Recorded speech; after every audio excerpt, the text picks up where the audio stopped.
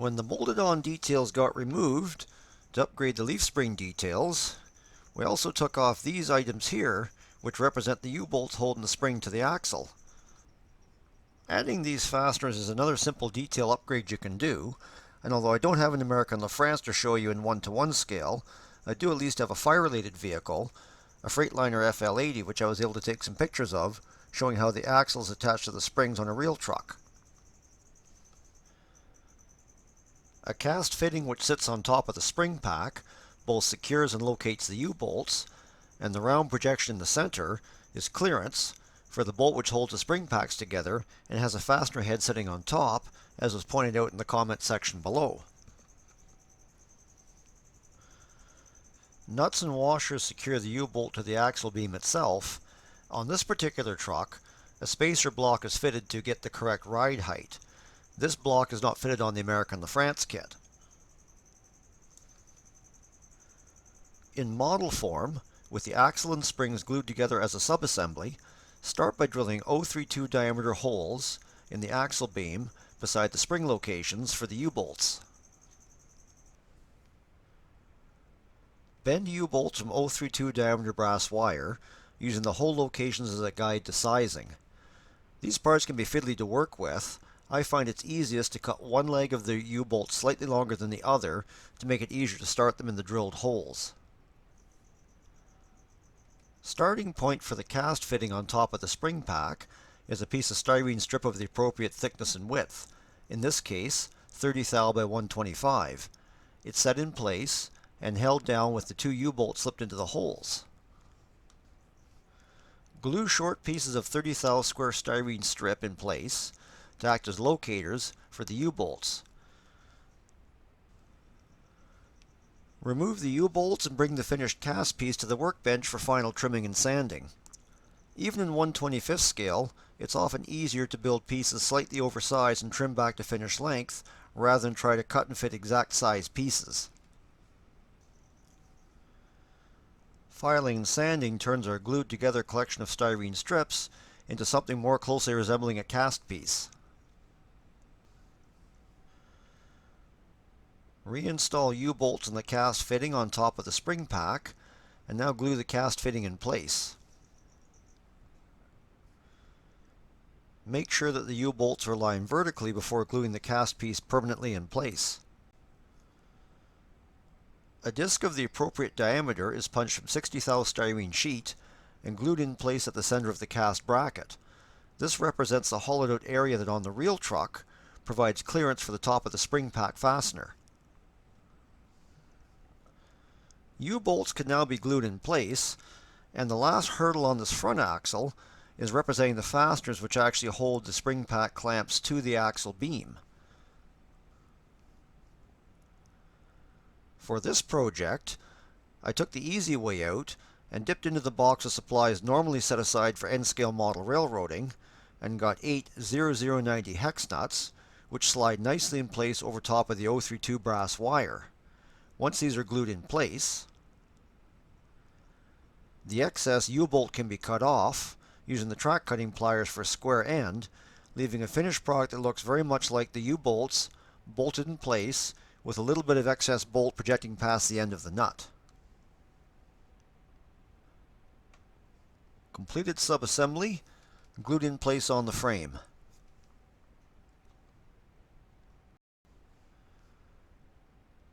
And with the frame turned right side up at a viewing angle that looks more familiar. Still to be added are the shock absorbers. I'll make those the subject of a separate video at a later date. The rear, or drive axle, is also secured with U-bolts and a similar cast bracket on top of the spring pack. The underside of the axle housing is fitted with a different shaped casting, as shown here on the FL80's drive axle. I'll use this as a general guide for the American LaFrance model, starting with a piece of 40 thou by 250 wide styrene strip with 4 032 diameter holes drilled in it, using the width of the spring pack and the size of the axle housing as a general guide for hole location. Short pieces of 332 diameter styrene tube are cut and glued in place at each hole location to represent built-up areas on the casting. File a small rounded area in between each of the pairs of tubes as shown here. This is done most easily by using the stock length of styrene strip as a handle for filing 3 out of the 4 sides before cutting the piece away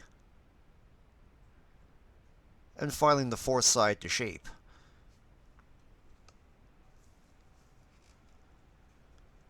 On the opposite side, glue a small spacer piece in place, centered on the casting.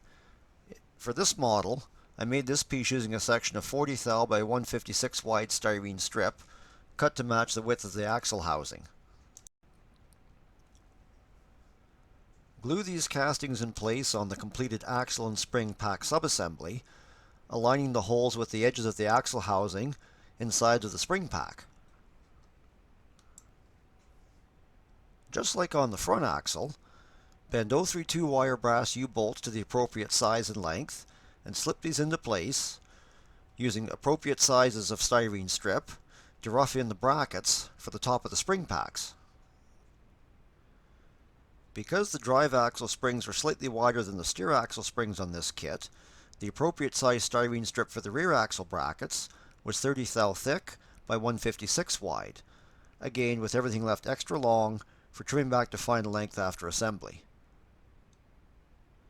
After everything was cut, some careful filing was done to create a cast appearance for the finished bracket, and the brackets were glued in place with a projecting piece on top once again added by using a styrene disc punched from 60 thou sheet. Extra thickness of brackets on drive axle makes a different approach possible for representing the fasteners on the underside of the assembly. Mark each U-bolt, remove them, and trim them back so only about 40 thou of the U-bolt will project into the bracket when it's reinstalled. With the U-bolts reinstalled in place, it should look like this, with plenty of clearance available in the bracket to install bolt head castings as shown here, with some of the shank left in place on the bolt head casting to positively locate it. Glue them in place, and this now represents the fasteners on the bottom side of the U-bolt. Springs and drive axle glued in place on the frame. And of course, turned right side up, which is how we should be looking at our fire trucks, or any other truck for that matter. As mentioned earlier, shock absorbers will be a separate project covered in a different video. Ladder Chief frame on wheels for the first time. Thanks for watching all the way to the end of this installment. These U-bolt details aren't limited just to fire trucks, since the majority of trucks out there use a similar approach to secure the axles to the springs.